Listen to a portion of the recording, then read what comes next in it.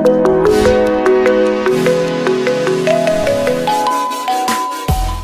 some reason ஒரு death of a relationship வந்து ஒரு ஒரு பர்சனுடைய டெத் மாதிரி அப்படின்னு சொல்லுவாங்க. அது எனக்கு தெரிஞ்சு இந்த பக்காவா ஒரு பிரேக்கப்பை பயங்கரமாக கோ த்ரூ பண்ணவங்களால புரிஞ்சுக்க முடியும் அப்படின்னு நினைக்கிறேன். பட் அந்த பிரேக்கப் ஆன பொழுதில் இல்லை அந்த ஒரு க்ரீவிங் பீரியட் முடியாத காலகட்டத்தில் எல்லாமே பயங்கர டார்க்காக இருக்கும். மறுபடியும் லைஃப் வந்து ஹாப்பியாக இருக்கும், நமக்கு பிடிச்ச மாதிரி நம்ம லைஃப் மாறும் அப்படிங்கிற எந்த ஒரு நம்பிக்கையுமே இருக்காது.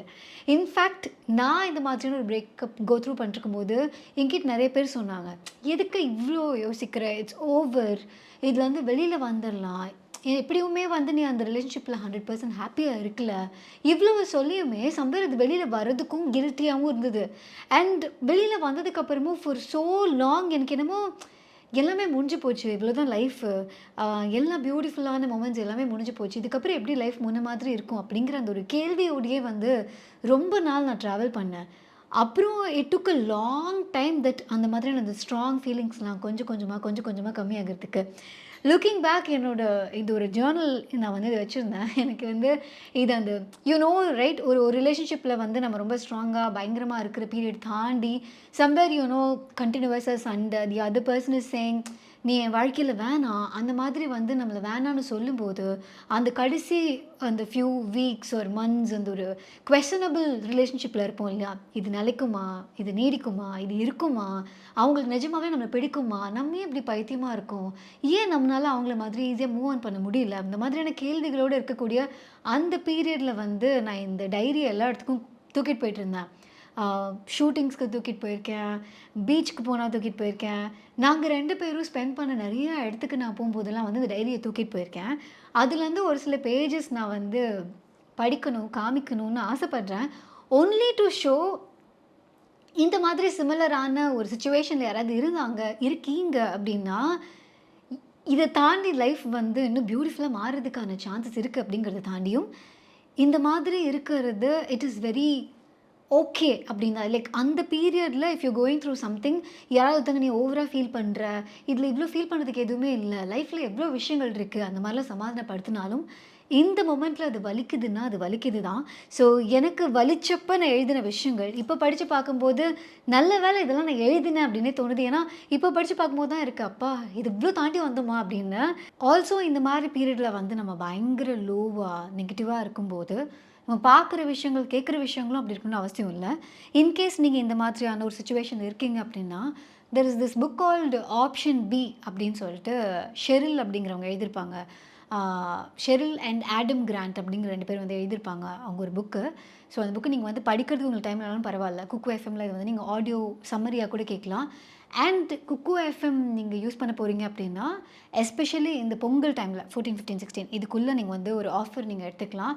60% ஆஃப் மந்த்லி டிஸ்கவுண்ட்டில் ₹39க்கு 10,000க்கும் மேற்பட்ட ஆடியோ சம்மரிஸை வந்து நீங்கள் கேட்கலாம்.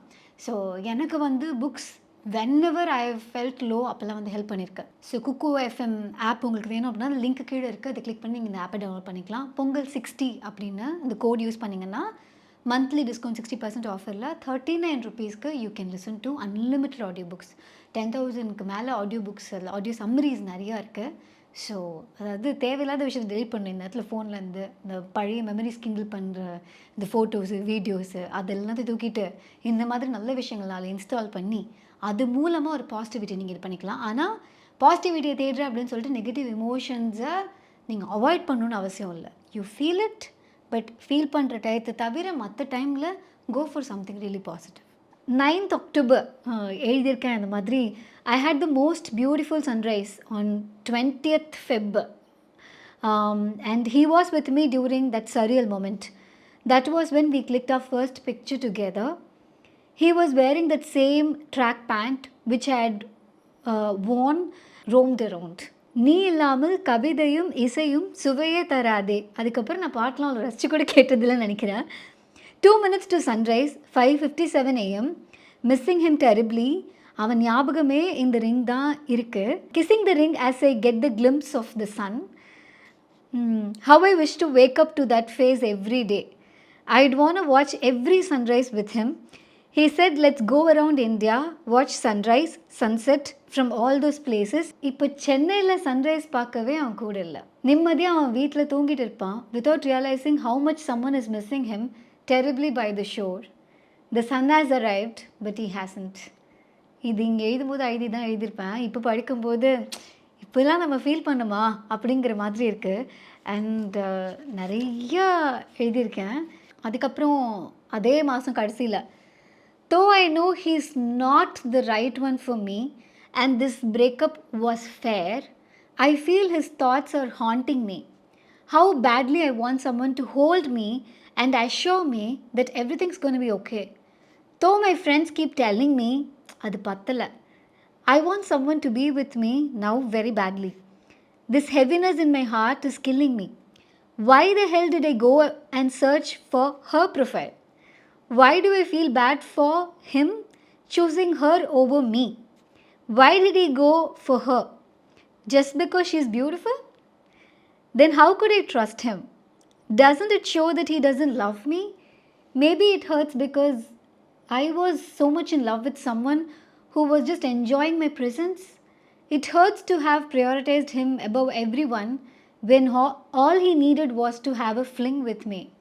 But why should he then propose for a marriage and act like it doesn't matter at all within a week?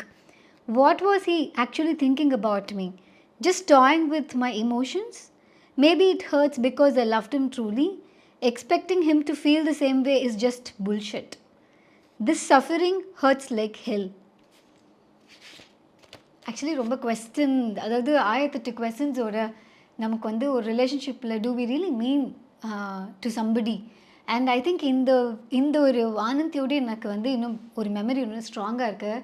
I remember calling என்னோட one of my close friends and telling him இந்த மாதிரி எனக்கு வந்து ஒரு மாதிரி நான் ரொம்ப அசிங்கமாக இருக்கேனோ, நான் வந்து சுத்தமான அழகே இல்லையோ, நான் மாதிரி ஒர்த்தே இல்லையோ, நான் வந்து ஒரு நல்ல ஹியூமன் பீயிங்கே இல்லையோ அப்படிங்கிற மாதிரியான ஒரு கேள்வியோடு I made up a call.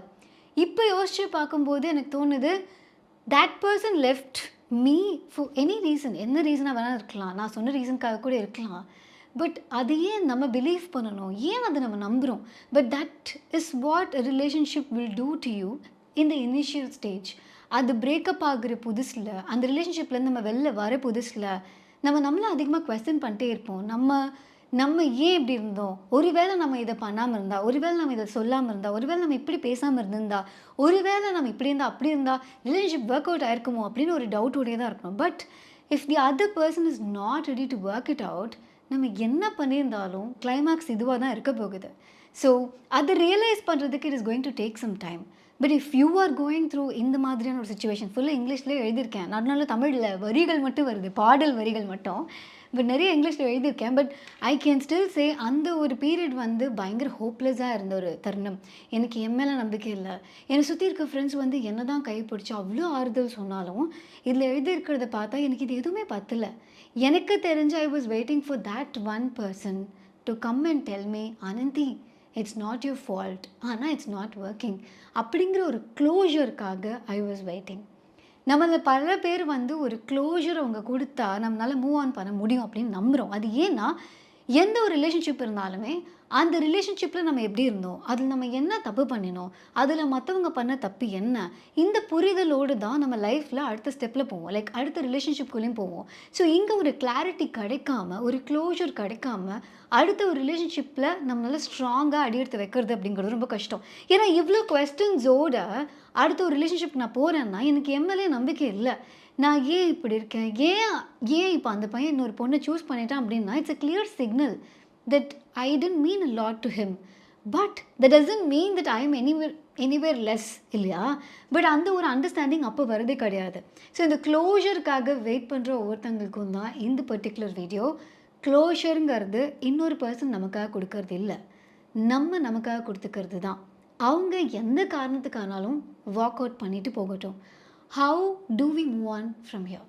So relationship breakup ஆனதுக்கு அப்புறமா இப்போ ரீசெண்ட் டேஸில் இந்த கோஸ்டிங்கிறதோ இல்லை வந்து ஒரு ரிலேஷன்ஷிப் ஏன் பிரேக் ஆகுது அப்படிங்கிற அந்த கம்ப்ளீட் பிக்சர் ஒரு பர்சனுக்கு தெரியாமலே ரிலேஷன்ஷிப் எண்ட் ஆகுறது அப்படிங்கிறது இப்போ ரீசன்ட் டேஸில் வெரி காமன் அப்படின்னு சொல்கிறாங்க.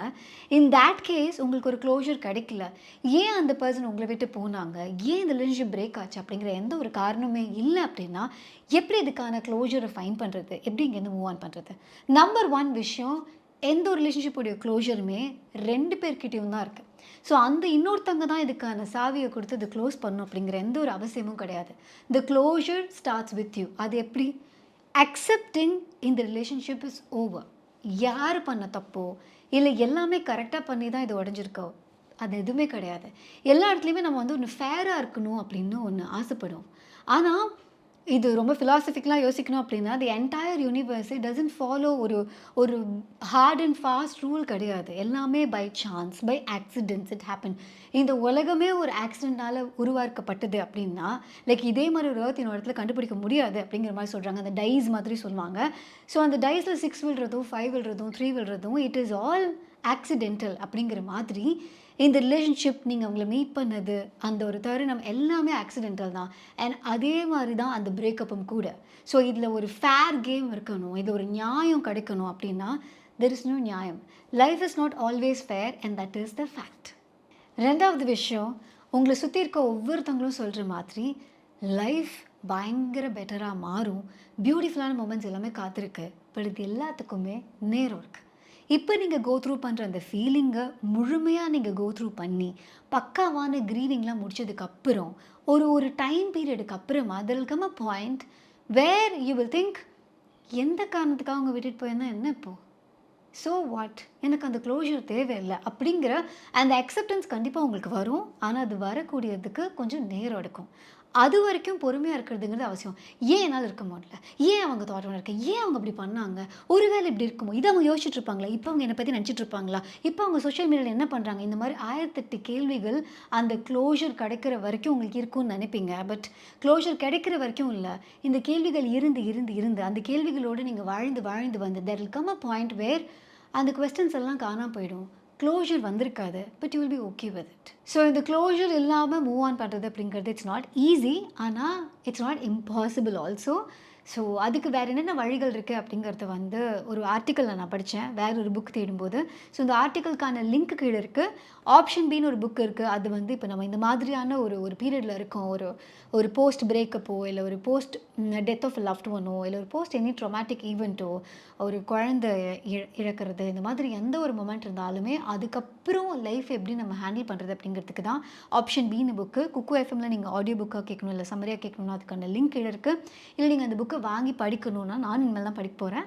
ஸோ அதுக்கான லிங்க்கும் கீழே இருக்குது. நீங்கள் இதை கிளிக் பண்ணி அந்த புக்கை நீங்கள் வாங்கி படிக்கலாம்.